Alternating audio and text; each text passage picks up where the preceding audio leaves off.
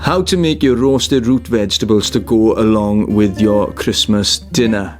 Now, if you've been boiling your potatoes for your roasted potatoes and you've added those vegetables into that water and you've boiled them all together, then obviously you need to separate them out. Strain that liquor off the water that you've been boiling those potatoes and those vegetables in, because obviously we can keep that for gravy.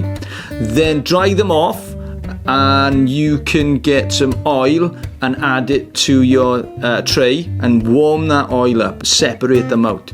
Now add salt and pepper to the carrots, add salt and pepper to the parsnips, but here's the trick: if you don't have honey, add some sugar to those parsnips, sprinkle some sugar over them and you'll get them caramelizing and getting that sweetness. So it's kind of like a honey roasted parsnip, but obviously you don't have to use honey. Get them into the oven at around about 200 degrees along with your roast potatoes, and then it'll take around about 30 to 40 minutes. Keep an eye on them, you'll see them browning, and then hey presto, you have got some brilliant roasted root vegetables to go along with your dinner.